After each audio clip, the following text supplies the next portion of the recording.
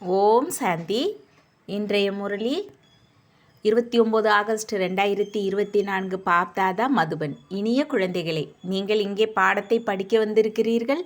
நீங்கள் கண்களை மூடுவதற்கு அவசியம் இல்லை. படிப்பு கண்களை திறந்து படிக்க வேண்டும். கேள்வி: பக்தி மார்க்கத்தில் எந்த பழக்கம் பக்தர்களிடம் இருக்கிறது? அது இப்போது குழந்தைகள் உங்களிடம் இருக்கக்கூடாது. பதில்: பக்தியில் எந்த தேவி தேவர்களின் சிலைக்கு முன்னால் சென்றாலும் எதையாவது கேட்டுக்கொண்டே இருக்கிறார்கள். அவர்களிடம் கேட்கும் பழக்கம் இருக்கிறதே. லட்சுமிக்கு முன்னால் சென்றால் செல்வத்தை கேட்பார்கள், ஆனால் எதுவும் கிடைப்பதில்லை. இப்பொழுது குழந்தைகள், உங்களிடம் இந்த பழக்கம் இல்லை. நீங்கள் தந்தையின் ஆஸ்திக்கு அதிகாரிகளாக இருக்கிறீர்கள். நீங்கள் உண்மையான விசித்திர தந்தையை பார்த்து கொண்டே இருங்கள். இதில்தான் உங்கள் உண்மையான வருமானம் இருக்கிறது. ஓம் சாந்தி. இது பாடசாலை என்று ஆன்மீக தந்தை அமர்ந்து ஆன்மீக குழந்தைகளுக்கு புரிய வைக்கிறார். எனினும் இங்கே எந்த சித்திரத்தையும், அதாவது தேகதாரியையும் பார்க்கக்கூடாது. இங்கே பார்த்தபோதும் புத்தி அந்த பக்கம் போக வேண்டும். அவருக்கு எந்த சித்திரமும் இல்லை. பள்ளிக்கூடத்தில் குழந்தைகளின் கவனம் எப்போதும் ஆசிரியர் மீது இருக்கும். ஏனென்றால் அவர் பாடம் கற்பிக்கின்றார். அவர் சொல்வதை கேட்க வேண்டும். பிறகு நிச்சயம் பதில் கொடுக்க வேண்டும். டீச்சர் கேள்வி கேட்டால் நான் சொல்கிறேன் என மாணவர் சைகை காட்டுவார். இங்கே இது விசித்திரமான பள்ளிக்கூடமாக இருக்கின்றது. ஏனென்றால் படிப்பு விசித்திரமாக இருக்கிறது. இதற்கு எந்த சித்திரமும் இல்லை. படிக்கும்போது கண்களை திறந்து அமர வேண்டும். பள்ளிக்கூடத்தில் ஆசிரியரின் முன்னால் எப்போதாவது கண்களை மூடிக்கொண்டு அமர்வார்களா என்ன? பக்தி மார்க்கத்தில் கீழே விழுந்து இருக்கிறார்கள். அதனால் கண்களை மூடியபடி மாலையை ஜெபிப்பது போல காரியங்களை செய்கிறார்கள். சாது மனிதர்களும் கண்களை மூடியபடி அமர்கிறார்கள். மனம் எங்கே சலனமடையுமோ என பயந்து அவர்கள் பெண்களை பார்ப்பதே இல்லை. எனினும் இந்த கால உலகம் தமோ பிரதானமாக இருக்கிறது. இங்கே நீங்கள் சரீரத்தை பார்த்தாலும் புத்தி அந்த விசித்திரமானவரை நினைவு செய்து கொண்டே இருக்கிறது என்று தந்தை குழந்தைகள் உங்களுக்கு புரிய வைக்கிறார். சரீரத்தை பார்த்த போதும் அந்த விசித்திரமானவரை நினைக்கும்படி எந்த சாது சந்நியாசியும் இருப்பது இல்லை. இந்த ரதத்தில் வந்து அந்த பாபா நமக்கு பாடம் கற்பிக்கிறார் என்பது உங்களுக்கு தெரியும். அவர் பேசுகிறார். ஆத்மாவே எல்லாவற்றையும் செய்கிறது. சரீரமோ எதையும் செய்வதில்லை. ஆத்மா கேட்கிறது. ஆன்மீக ஞானத்தை கேட்பதும் சொல்வதும் ஆத்மாவே. ஆத்மா மனித டீச்சர் ஆகிறது. சரீரத்தின் மூலமாக உலகிய படிப்பை படிக்கிறது. அதையும் ஆத்மாவே படிக்கிறது. நல்லதோ கெட்டதோ சமஸ்காரத்தை ஆத்மாவே தாரணை செய்கிறது. சரீரமோ எரிந்து கரியாகிறது. இதையும் மனிதர்கள் யாரும் அறியவில்லை. நான் இன்னார், நான் பிரதம மந்திரி என அவர்களுக்கு தேக அபிமானம் இருக்கிறது. ஆத்மா நான் இந்த பிரதம மந்திரியின் சரீரத்தை பெற்றிருக்கிறேன் என்று சொல்வது இல்லை. இதையும் நீங்கள் புரிந்திருக்கிறீர்கள். ஆத்மாவே எல்லாவற்றையும் செய்கிறது. ஆத்மா அழியாதது. சரீரம் இங்கே பாகத்தை நடிப்பதற்கு மட்டும் கிடைக்கிறது. இதில் ஆத்மா இல்லை என்றால் சரீரம் எதையும் செய்ய முடியாது. ஆத்மா சரீரத்தை விட்டு விலகிவிட்டால் சரீரம் சடலமாக கிடக்கும். ஆத்மாவை இந்த கண்களால் பார்க்க முடியாது. அது சூட்சுமமாக இருக்கிறது. அதனால் புத்தியால் தந்தையை நினைவு செய்யுங்கள் என்று தந்தை சொல்கிறார். சிவபாபா இவர் மூலமாக நமக்கு பாடம் கற்பிக்கிறார் என்பது உங்கள் புத்தியில் இருக்கிறது. இதுவும் சூட்சுமமான புரிந்து கொள்ளும் விஷயமாக இருக்கிறது. சிலர் நன்றாக புரிந்து கொள்கிறார்கள், சிலர் கொஞ்சம் கூட புரிந்து கொள்வதில்லை. இந்த விஷயத்தையே புரிந்து கொள்ள வேண்டும். ஆல்ஃபா என்றால் பகவான் தந்தை. பகவான் அல்லது ஈசன் என்று மட்டும் சொன்னால் அந்த தந்தையின் சம்பந்தம் இருப்பது இல்லை. இந்த நேரம் எல்லோரும் கல்புத்தியோடு இருக்கிறார்கள். ஏன் என்றால் படைக்கும் தந்தையையும் படைப்பின் முதல் இடை கடைசியையும் அறியவில்லை. இந்த உலகின் வரலாறு புவியியல் ரீபீட் ஆகிக்கொண்டே இருக்கிறது. இப்போது இருப்பது சங்கம யுகம். இது யாருக்கும் தெரியாது. நீங்கள் புரிந்து கொள்கிறீர்கள். முன்னர் நமக்கு தெரியாமல் இருந்தது. தந்தை இப்போது உங்களை இங்கே ஞானத்தால் அலங்கரிக்கிறார். பிறகு இங்கிருந்து வெளியே சென்றால் மாயா மண்ணில் புரட்டி ஞான அலங்காரத்தை கெடுத்து விடுகிறது. தந்தை அலங்கரிக்கவே செய்கிறார். இருந்தும் சொந்த முயற்சியும் செய்ய வேண்டும். சில குழந்தைகள் வாயால் அப்படி பேசுகிறார்கள். அது காட்டுவாசிகளைப் போல இருக்கிறது. அவர்கள் அலங்கரிக்கப்படாதவர்களைப் போல இருக்கிறார்கள். எல்லாவற்றையும் மறந்து விடுகிறார்கள். கடைசி நம்பரில் எந்த மாணவர் அமர்ந்திருப்பாரோ அவருக்கு படிப்பில் அந்த அளவு மனம் ஈடுபடுவது இல்லை. ஆமாம், தொழில் சாலை போன்றவற்றில் வேலை செய்து செல்வந்தர்கள் ஆகிறார்கள். அவர்கள் எதையும் படிப்பதில்லை. இது மிக உயர்ந்த படிப்பு. படிப்பு இல்லாமல் எதிர்காலத்தில் உயர்ந்த பதவி கிடைக்க முடியாது. இங்கே செல்வந்தர் ஆவதற்காக நீங்கள் தொழிற்சாலை போன்றவற்றில் அமர்ந்து எந்த வேலையும் செய்ய வேண்டாம். இங்கே இருக்கும் அனைத்தும் அழிந்து போக வேண்டும். அழியாத வருமானம் ஒன்று மட்டுமே உங்கள் உடன் வரும். மனிதர்கள் இறந்தால் வெறுங்கையோடு போவது உங்களுக்கு தெரியும். எதையும் தன்னோடு எடுத்து செல்வது இல்லை. நீங்கள் கைகளை நிறைத்து செல்வீர்கள். இதைதான் உண்மையான வருமானம் என்று சொல்கிறார்கள். இந்த உண்மையான வருமானம் 21 பிறவிகளுக்கு கூடவே இருக்கும். எல்லையற்ற தந்தையே உண்மையான வருமானத்தை சம்பாதிக்க வைக்கிறார். குழந்தைகள், நீங்கள் இந்த சித்திரத்தை பார்க்கிறீர்கள், எனினும் விசித்திர தந்தையை நினைவு செய்கிறீர்கள். ஏனென்றால் நீங்களும் ஆத்மாக்களாக இருக்கிறீர்கள். அதனால் ஆத்மா தனது தந்தையை பார்க்கிறது, அவரிடமிருந்து படிக்கிறது. ஆத்மாவையும் பரமாத்மாவையும் நீங்கள் பார்ப்பதில்லை, எனினும் புத்தியால் அறிந்து இருக்கிறீர்கள். ஆத்மாக்கள் நாம் அழியாதவர்கள், இந்த சரீரம் அழியக்கூடியது.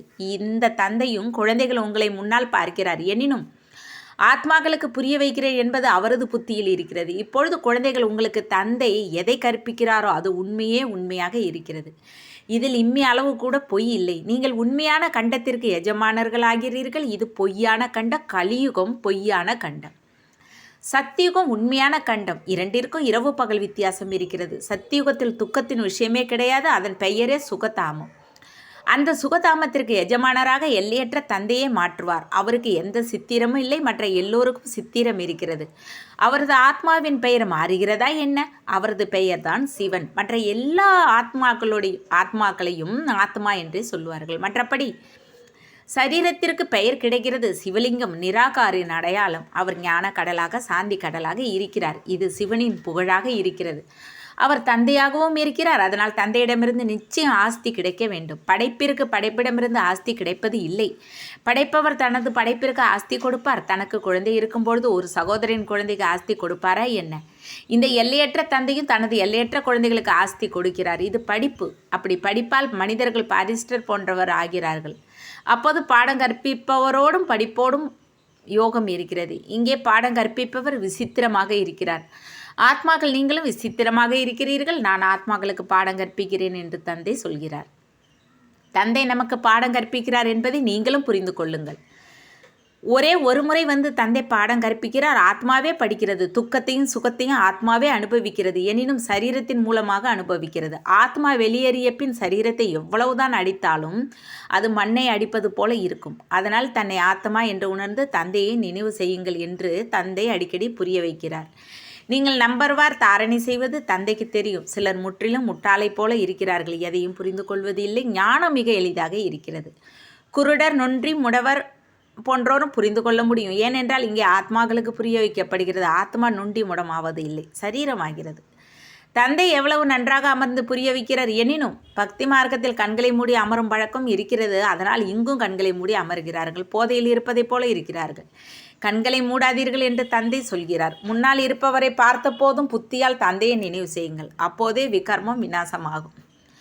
எவ்வளவு எளிதாக இருக்கிறது. இருந்தும் பாபா எங்களால் நினைவு செய்ய முடியவில்லை என்று சொல்கிறார்கள். அரே, எந்த லௌகீக தந்தையிடமிருந்தும் எல்லைக்கு உட்பட்ட ஆஸ்தி கிடைக்கிறதோ அவரை சாகும் வரை நினைவு செய்கிறீர்கள். இவரோ அனைத்து ஆத்மாக்களுக்கும் எல்லையற்ற தந்தையாக இருக்கிறார். அவரை நீங்கள் நினைவு செய்ய முடியாதா? ஓ காட்பாதர், எங்களுக்கு வழிகாட்டுங்கள் என்று சொல்லி அந்த தந்தையை அழைக்கவும் செய்கிறீர்கள். உண்மையில் இப்படி சொல்வதும் தவறு. தந்தை ஒருவருக்கு மட்டும் வழிகாட்டி கிடையாது. அவரோ எல்லையற்ற வழிகாட்டியாக இருக்கிறார். அவர் ஒருவரை மட்டும் லிபரேட்டர் செய்ய மாட்டார். நான் வந்து அனைவருக்கும் சத்கதி கொடுக்கிறேன் என்று தந்தை சொல்கிறார். எல்லோரையும் சாந்தி தாமத்துக்கு அனுப்பி வைக்கவே நான் வந்திருக்கிறேன். இங்கே கேட்பதற்கு அவசியம் இல்லை.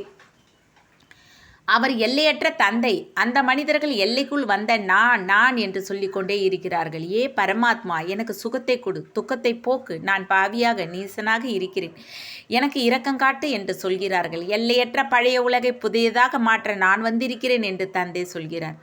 புதிய உலகில் தேவர்கள் இருக்கிறார்கள். நான் ஒவ்வொரு 5000 வருடங்களுக்கு பிறகும் வருகிறேன். அப்போது நீங்கள் முற்றிலும் பதித்தமாகி விடுகிறீர்கள்.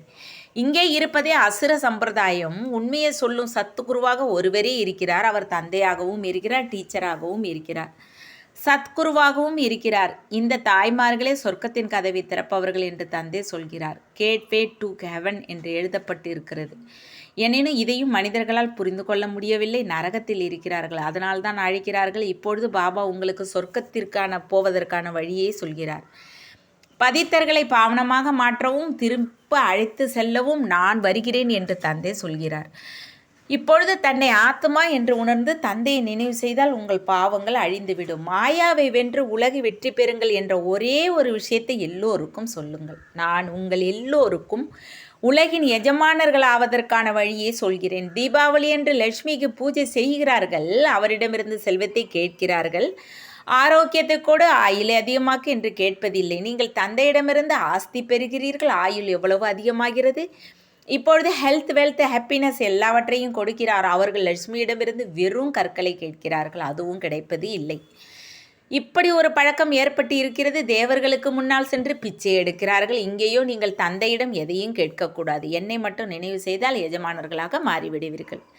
சிருஷ்டி சக்கரத்தை அறிந்தால் சக்கரவர்த்தி ராஜா ஆகிவிடுவீர்கள் என்று உங்களுக்கு தந்தை சொல்கிறார். தெய்வீக குணங்களையும் தாரணை செய்ய வேண்டும். இதில் எதையும் பேசுவதற்கு அவசியமில்லை. தந்தையிடமிருந்து சொர்க்கத்தின் ஆஸ்தி கிடைக்கிறது. இப்பொழுது நீங்கள் இவர்களுக்கு பூஜை செய்வீர்களா என்ன?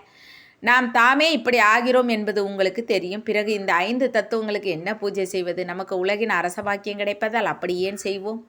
இப்போது நீங்கள் கோவில் போன்றவற்றிற்கு போவதில்லை. இவையெல்லாம் பக்தி மார்க்க பொருட்கள் என்று தந்தை சொல்கிறார். ஞானத்தில் என்னை மட்டும் நினைவு செய்யுங்கள் என்று ஒரு வாக்கியம் மட்டும் இருக்கிறது, அவ்வளவுதான். நினைவால் உங்கள் பாவங்கள் அழியும், சதோ பிரதானமாக மாறிவிடுவீர்கள். நீங்கள் அனைத்து குணங்களும் நிறைந்தவர்களாக இருந்தீர்கள், பிறகு அப்படி ஆக வேண்டும். இதையும் நீங்கள் புரிந்து கொள்வது இல்லை. கல்புத்தி உடையவர்களோடு தந்தை எவ்வளவு தலையில் முட்டிக்கொள்ள வேண்டியிருக்கிறது. இந்த நம்பிக்கை ஏற்பட வேண்டும். இந்த விஷயங்களில் ஒரு தந்தையை தவிர வேறு எந்த சாது சன்னியாசியும் சொல்ல முடியாது. இவர், அதாவது பிரம்மா, ஒன்றும் ஈசன் இல்லை. இவர் பல பிறவிகளின் கடைசியில் இருக்கிறார். யார் முழுமையாக 84 பிறவிகளை எடுத்து இருக்கிறாரோ அவருக்குள்ளேயே நான் பிரவேசம் செய்கிறேன். கிராமத்து சிறுவனாக இருந்தார், பிறகு ஷியாம் சுந்தர் ஆகிறார். இவர் முழுமையாக கிராமத்து சிறுவனாகவே இருந்தார். பிறகு கொஞ்சம் சாதாரணமாக மாறினார். அப்போது தந்தை பிரவேசம் செய்தார். ஏனென்றால் இவ்வளவு பட்டி செய்ய வேண்டியிருந்தது. இவர்களுக்கு உணவு கொடுப்பது யார்? அதனால் நிச்சயம் சாதாரணமானவரும் தேவை. இவை எல்லாம் புரிந்து கொள்ளும் விஷயங்கள். நான் இவரது பல பிறவிகளின் கடைசியில் பிரவேசம் செய்கிறேன் என்று தந்தை தானே சொல்கிறார். இவர் எல்லோரையும் விட அதிக பதித்தமானவர். பிறகு இவரே பாவனமாகவும் ஆவார். இவர் 84 பிறவிகளை எடுத்திருக்கிறார். தத்துவம். இவர் ஒருவர் மட்டுமல்ல, நீங்களும் அப்படியே அதிகமானோர் இருக்கிறீர்கள். நம்பர்வார் முயற்சிக்கு தக்கபடி சூரிய வம்சியாக சந்திர வம்சியாக மாறப்போகிறவர்களே இங்கே வருகிறார்கள். மற்றவர்களில் இருக்க முடியாது. தாமதமாக வருபவர்கள் ஞானத்தையும் கொஞ்சமாகவே கேட்பார்கள், பிறகு தாமதமாகவே வருவார்கள். நல்லது. இனிமையிலும் இனிமையான காணாமல் போய் கண்டெடுக்கப்பட்ட செல்ல குழந்தைகளுக்கு தாய் தந்தை பாப்தாதாவின் அன்பு நினைவுகள் மற்றும் காலை வணக்கம். ஆன்மீக குழந்தைகளுக்கு ஆன்மீக தந்தை நமஸ்தே. ஆன்மீக தந்தைக்கு ஆன்மீக குழந்தைகள் அன்பு நினைவுகள் மற்றும் நமஸ்தே. தாரணைக்கான முக்கிய சாரம் 1.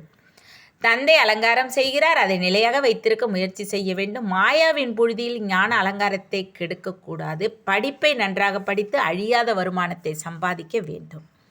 2. இந்த சித்திரத்தை, அதாவது தேகதாரியை முன்னால் பார்க்கும்பொழுது புத்தியால் விசித்திர தந்தையை நினைவு செய்ய வேண்டும். கண்களை மூடியபடி அமரும் பழக்கத்தை ஏற்படுத்தக்கூடாது. எல்லையற்ற தந்தையிடமிருந்து எதையும் கேட்கவும் கூடாது. வரதானம். நேரத்தின் மகத்துவத்தை அறிந்து ஃபஸ்ட்டு வரும் தீவிர முயற்சியாளராக. அவ்வியக்தி பாகத்தில் வந்திருக்கும் ஆத்மாக்களுக்கு லாஸ்ட் ஸோ ஃபஸ்ட் வருவதற்கான வரதானம் கிடைத்திருக்கிறது. அதனால் நேரத்தின் மகத்துவத்தை அறிந்து கிடைத்திருக்கும் வரதானத்தை சொரூபத்தில் கொண்டு வாருங்கள். இந்த அவ்வியக்த பாலனை எளிதில் சக்திசாலியாக மாற்றக்கூடியது. அதனால் எந்த அளவு முன்னேற விரும்புகிறீர்களோ அந்த அளவு முன்னேற முடியும். எல்லோரும் சதா முன்னேற வேண்டும் என்று பாப்தாதா மற்றும் நிமித்த ஆத்மாக்களின் ஆசீர்வாதம் இருக்கும் காரணத்தால் தீவிர வேகத்தில் முயற்சி செய்வதற்கான பாக்கியம் எளிதில் கிடைத்திருக்கிறது. ஸ்லோகன். நிராகாரர் சோ சாகார் என்ற மகா மந்திரத்தின் நினைவால் நிரந்தர யோகி ஆகுங்கள். தேங்க்ஸ் பாபா. ஓம் சாந்தி.